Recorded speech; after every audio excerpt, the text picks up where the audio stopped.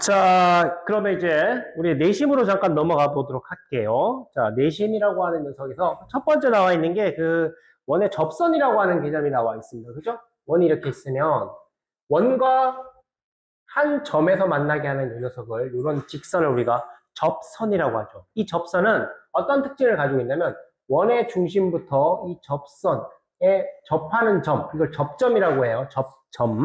접하는 점에 이렇게 선을 긋게 되면 얘는 반드시 수직이 됩니다. 그죠? 그게 바로 이 접선의 성질이에요. 원과 접선의 성질.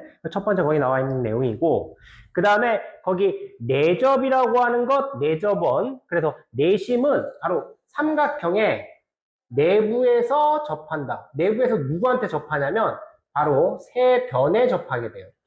세 변에 한 점씩 만나게 돼요. 이렇게 한 점씩, 한 점씩. 이걸 우리가 내접원이라고 하죠. 그래서 이 내접원의 중심은 바로 내심, 이너서클의, 이너센터 뭐 이렇게 이너서클의 중심이다. 그래서 I로 보통 표현하면서 이렇게 찍습니다. 내심은 참고로 외심과 달리 무조건 내부에 생겨요.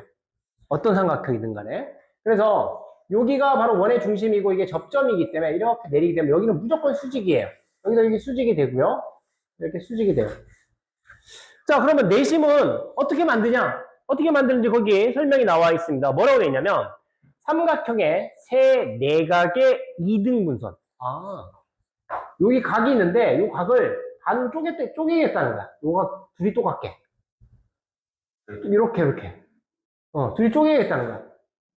이 쪼개게 되면 바로 뭐가 나오냐면 바로 내심이, 그러니까 이 쪼갠 선이 만나는 점이 바로 내심이 되더라. 이제 이렇게 된다는 거죠. 기억하셔야 되죠. 그 외심과 우리가 살짝 비교를 해보면 외심은 이렇게 같았잖아요. 근데 얘는 이렇게 이웃한 녀석이 서로 같다는 거죠. 이렇게 합동의 삼각형은 얘와 얘가 합동이고 얘와 얘가 합동이고 이렇게가 합동입니다. 바로 붙어있는 애들, 그지? 그래서 세 내각의 이등분선이 만나는 점이 바로 내심이고, 내심은 바로 안쪽에 이렇게 원을 그릴 수 있고 이 반지름의 길이, 이 길이는 다 같아질 겁니다. 그래서 시험 문제에서 이제 이렇게 낼 수 있어. 다음 중 내심의 성질로 옳지 않은 것. 뭐 이렇게 쭉쭉쭉. 그러면서 그 외심의 성질을 집어넣어 버리는 거야. 그럼 여러분들 내심과 외심이 헷갈리잖아. 틀리겠죠.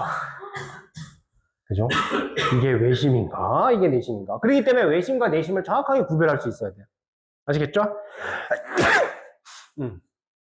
자, 그래서 내심의 작동하는 방법, 그 다음에 내심의 성질, 자, 이렇게 간단히 정리를 해봤습니다. 자, 뒤로 넘겨보면 이제 내심의 활용이 있는데, 내심의 활용 중에 이제 기본적으로 여기도 마찬가지로 각이 똑같은 각이 두 개씩 생기기 때문에 동그라미랑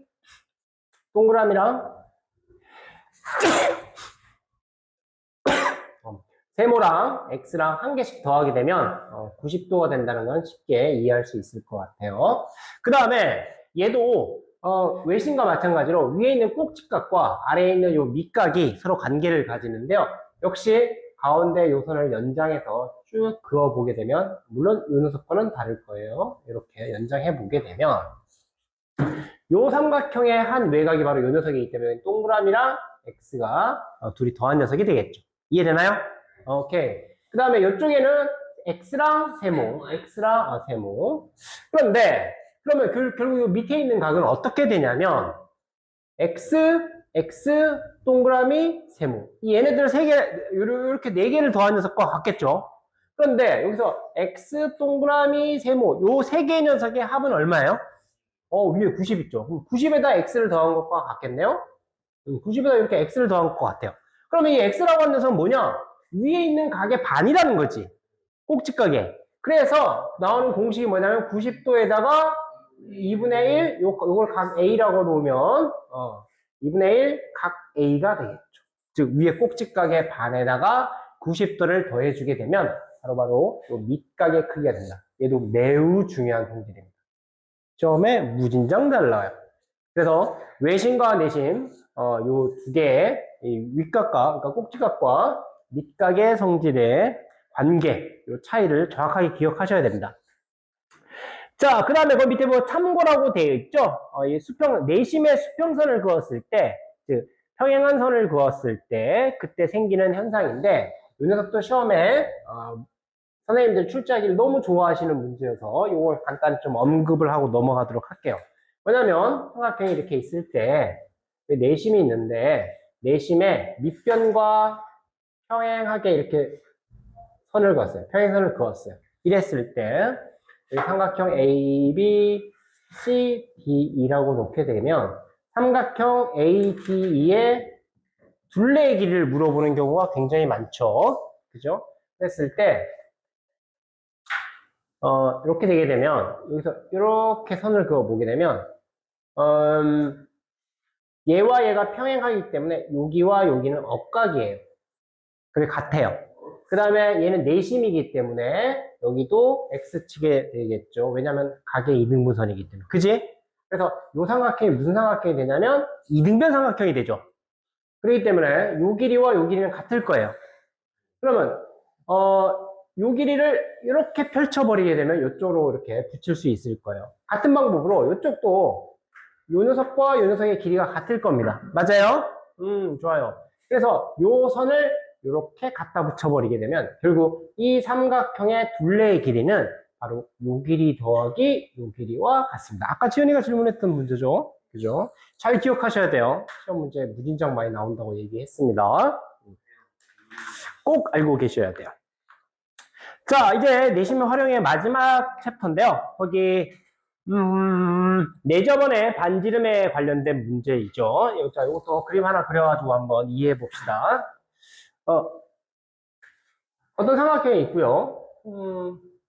안에 이렇게 내저번이 존재합니다. 그 다음에 원의 중심부터 이렇게 접선이 한다. 반지름 이렇게 그었을 때 얘는 다 수직이죠.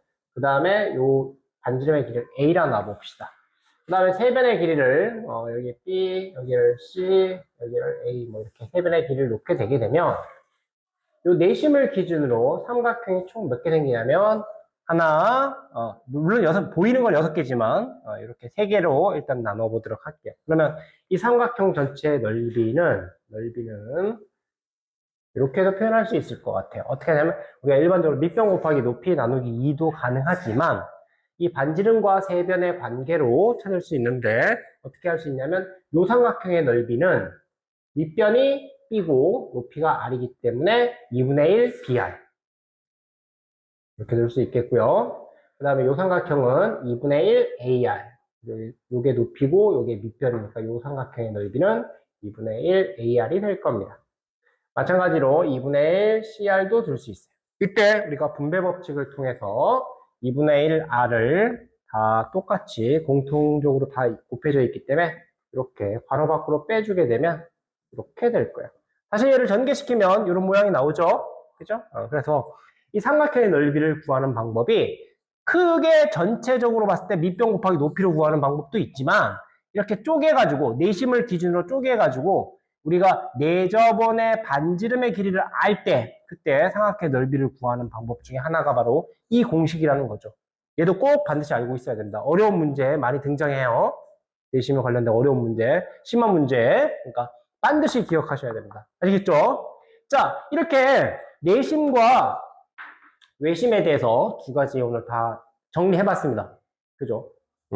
여러분 방송 보시면서 잘 활용하시기 바래요. 기본 개념이 잘 이해가 안 될 때는. 아시겠죠? 오케이.